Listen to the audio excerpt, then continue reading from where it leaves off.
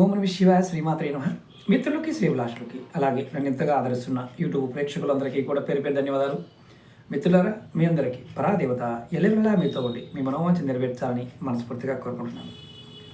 ఈరోజు వీడియోలో ఉపాధి, ఉద్యోగం. మనందరికీ ఉపాధి కావాలి, ఉద్యోగం కావాలి.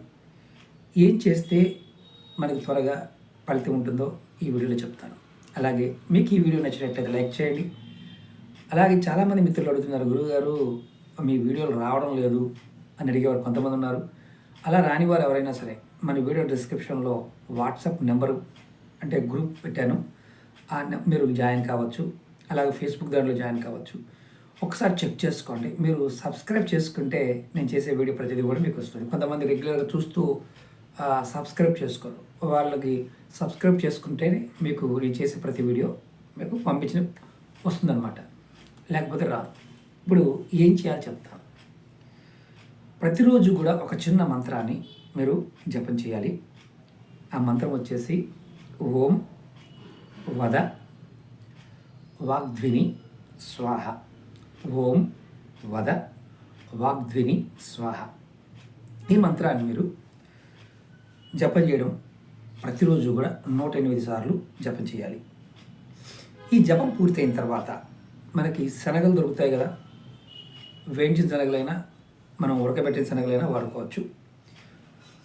వేయించిన శనగలైనా దేవుడి దగ్గర, మీ ఇష్టదేవుని దగ్గర నైవేద్యంగా పెట్టండి. ఇలా రెగ్యులర్గా మీరు ఒక 108 రోజుల పాటు మగవారైనా ఆడవారైనా రెగ్యులర్గా ఇది చేస్తూ ఉండాలి. తర్వాత ఈ 108 రోజులు పూర్తయిన తర్వాత మీరు ముందుగా రాహువు కేతువు అంటే ఎక్కడైనా దేవాలయం రాహుకేతు విగ్రహాలు ఉన్న దగ్గర అంటే నవగ్రహాలు ఉన్న దగ్గర అక్కడికి వెళ్ళి రాహుకేతు పూజ చేయించుకోండి. ఒకవేళ మీకు అవకాశం ఉంటే కాళహస్తి వెళ్ళి పూజ చేయించుకోండి.